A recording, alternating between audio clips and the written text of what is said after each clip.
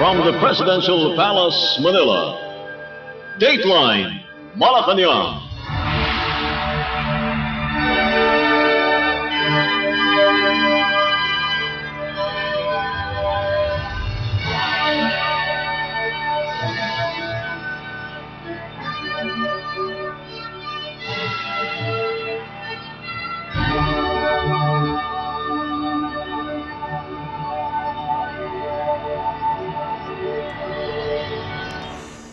Good day. This is Dateline Malacañang. Philippine President Ferdinand R. Marcos Jr. on Monday led the groundbreaking and time capsule laying for the construction of the new Caticlan Passenger Terminal Building or PTB at the Caticlan Airport in Aklan Province, hailing it as a major step in improving regional connectivity, tourism, and economic growth. In his speech during the ceremony held at Caticlan Airport, the president said the government is slowly putting together the building blocks of policies to open up areas, tourist areas, business areas to international travelers without having to go through the Manila airport. Located in the municipality of Malay in northern Aklan, Caticlan Airport serves as the most direct and practical access point to Boracay Island. Just a short ferry ride away from the world-renowned beach destination, the airport is poised to accommodate the influx of tourists more efficiently with the upcoming terminal expansion. The two-story terminal will span 36,470 square meters and feature 6 passenger boarding bridges and 36 check-in counters. Once operational, it will have the capacity to process up to 3,000 passengers simultaneously with a projected annual throughput of 7 million passengers. Completion is targeted for 2027. The design and build contract for the terminal was awarded in 2024 to Megawide Construction Corporation. The facility is owned and operated by Transair Development Holdings Corporation or TADHC, a subsidiary of San Miguel Corporation or SMC Infrastructure.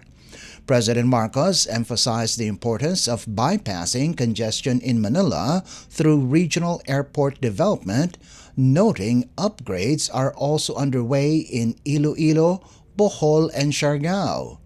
The chief executive recalled his personal experience visiting Boracay and described the ferry transfer as a memorable part of the trip and a valuable part of the experience.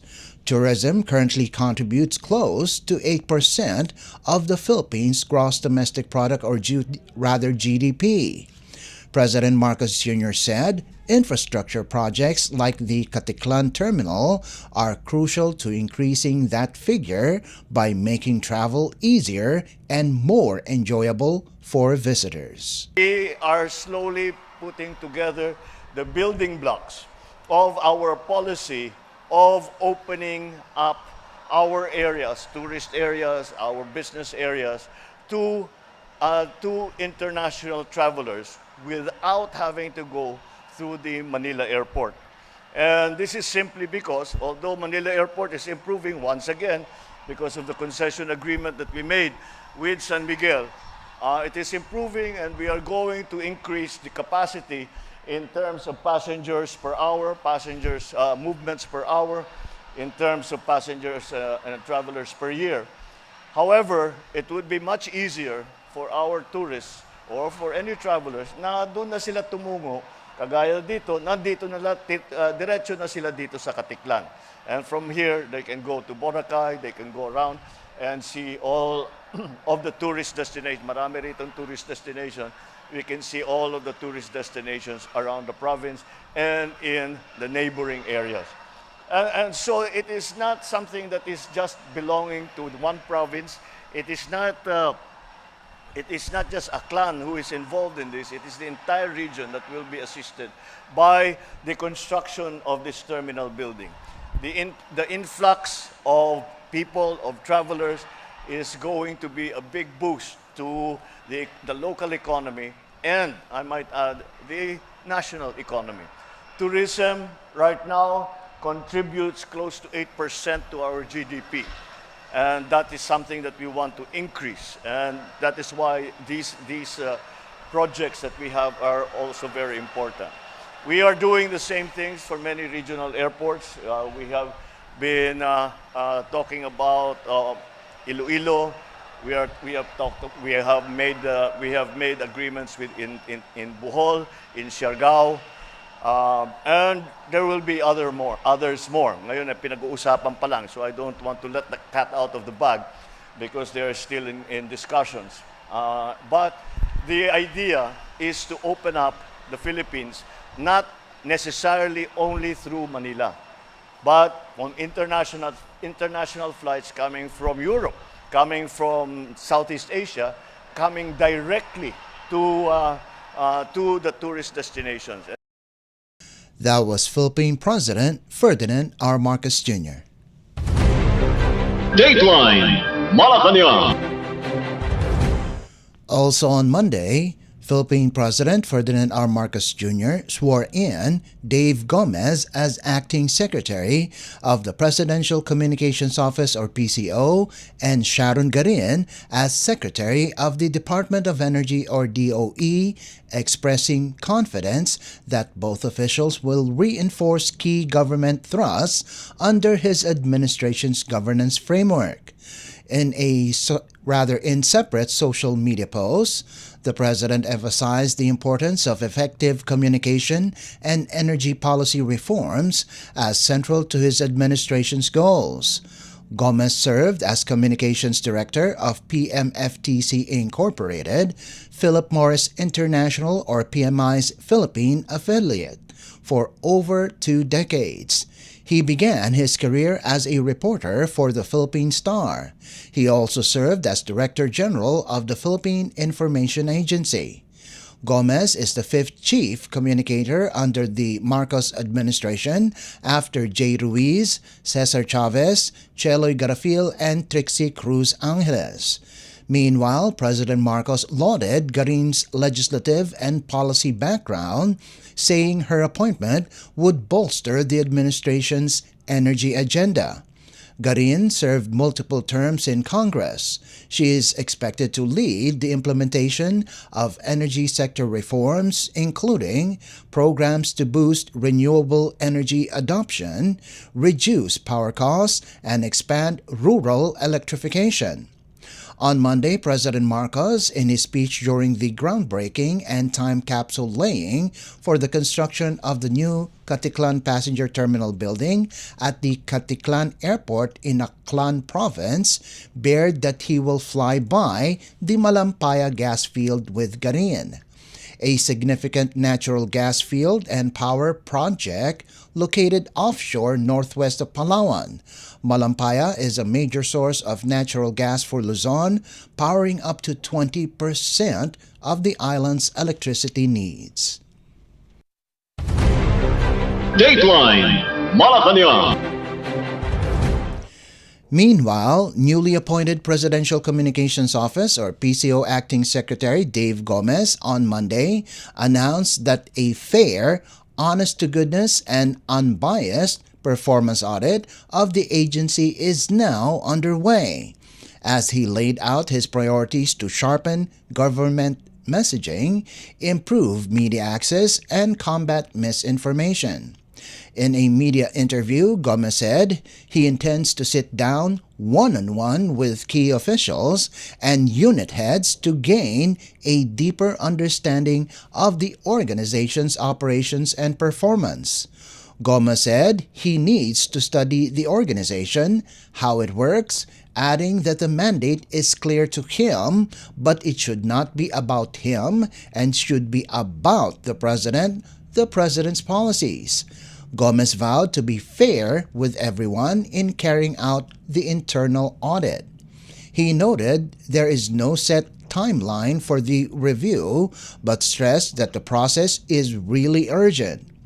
Gomez said his focus areas include effectively communicating the president's programs and policies, promoting press freedom, and accelerating the agency's digital transformation.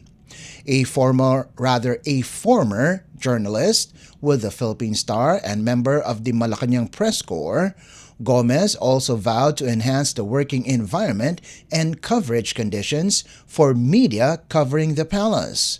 On tackling disinformation, Gomez said the fight will continue. Gomez is the fifth official to head the PCO under the Marcos administration after J. Ruiz, Cesar Chavez, Cheloy Garafil, and Trixie Cruz Angeles. Dateline Malacañang. Still on Monday, Philippine President Ferdinand R. Marcos Jr. conveyed his administration's full support for the Malampaya Phase 4 drilling operations, calling the project critical to ensuring an affordable and stable power supply for millions of Filipinos. In a social media post, the president emphasized the urgency of tapping new gas reserves as existing resources in the Malampaya gas field, which currently supplies about 20% of Luzon's power, continue to dwindle. The chief executive said Malampaya powers 20% of Luzon's electricity, powering homes, schools, hospitals, offices, and factories. President Marcos, however, said Malampaya's reserves are running low. That's why Phase 4 drilling is now underway to tap new wells and keep the power flowing so Filipinos will have cheaper and reliable electricity. The Philippine president personally conducted an aerial inspection of the Noble Viking drilling rig to monitor ongoing operations, underscoring the administration's commitment to energy security. The Malampaya Deep Water Gas-to-Power project, located off the coast of Palawan Province, is the country's only indigenous source of natural gas.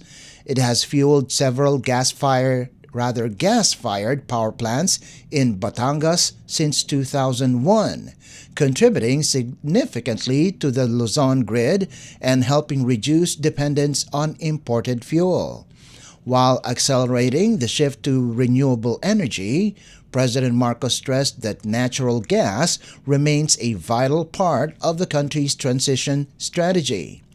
Phase 4 of the Malampaya project aims to develop new wells to extend the facility's life and sustain its output.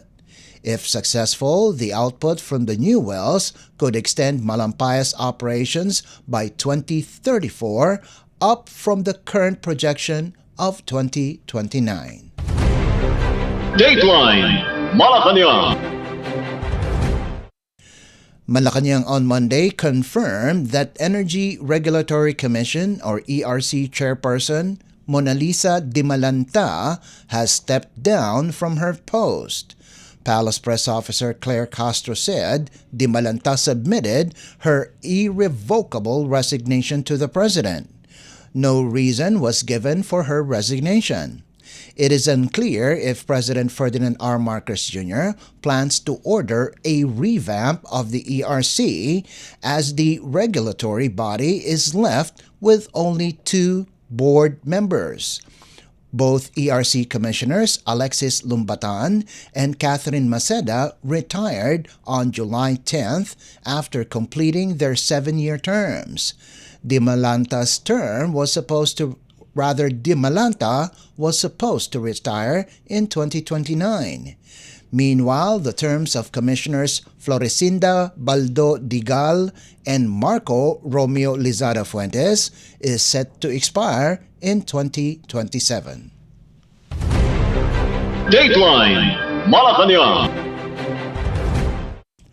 In other news, Talks between the Philippines Department of Migrant Workers, or DMW, and the Oman government are underway as both sides met Monday to discuss strengthening its labor cooperation in upholding better protection of the rights and welfare of overseas Filipino workers, or OFWs, in Oman.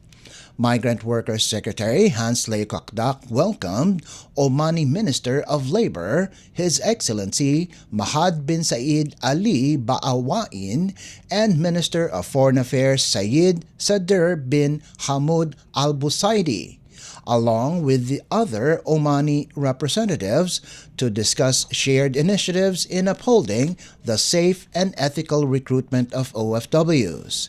A key highlight of the meeting was the pending Memorandum of Understanding, or MOU, on labor cooperation, set to be signed by January 2026. The MOU establishes safeguards for Filipino workers through ethical recruitment standards, fair employment terms, joint dispute resolution mechanisms, and regular monitoring through a bilateral joint committee. Secretary Kakdak emphasized the role of technology in streamlining deployment of OFWs. Minister Baawain, meanwhile, shared that Oman is actively seeking Filipino domestic workers, technicians, port staff, and other skilled professionals, opening up new employment pathways for qualified OFWs. Beyond Oman, the DMW is expanding support across the Middle East. In Jordan, over 40,000 Filipinos contribute to industries like caregiving, hospitality, beauty services, and food service. Through ongoing partnerships, the department remains committed to helping OFWs access dignified work, fair treatment, and new skills to thrive abroad. Dateline Malacañang. The Philippines Department of National Defense, or DND, on Monday said Defense Secretary Gilberto Chitoro Jr. had already surrendered his Maltese passport before the filing of his candidacy for the 2022 elections.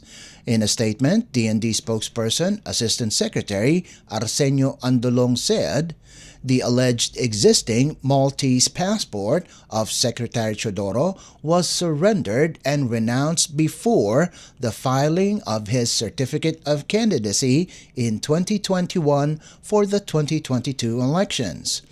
This came following a report claiming that Chodoro was issued a Maltese passport on December 22, 2016, valid for 10 years. Andolong said its existence was disclosed to the Bureau of Immigration and Commission on Elections, or COMELEC, prior to the 2022 elections, as well as to the Committee on Appointments prior to their confirmation of his appointment as Defense Secretary.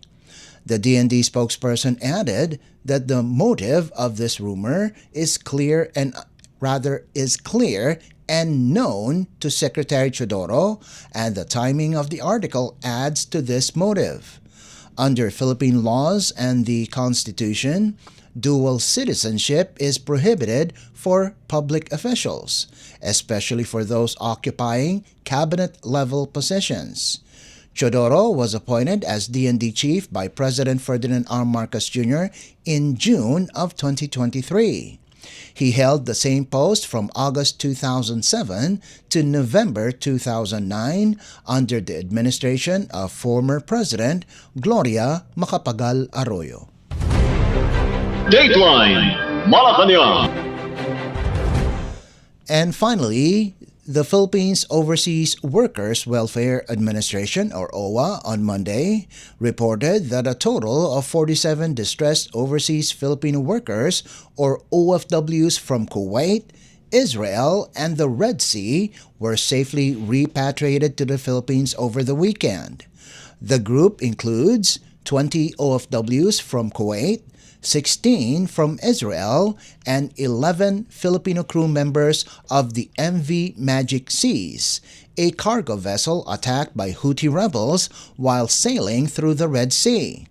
In a social media post, OWA said the repatriation was carried out in line with President Ferdinand R. Marcos Jr.'s directive to ensure the safety and well-being of all Filipino workers abroad. The OFWs from Kuwait arrived at the Ninoy Aquino International Airport or NAIA Terminal 1 via flight WY843 on Friday evening.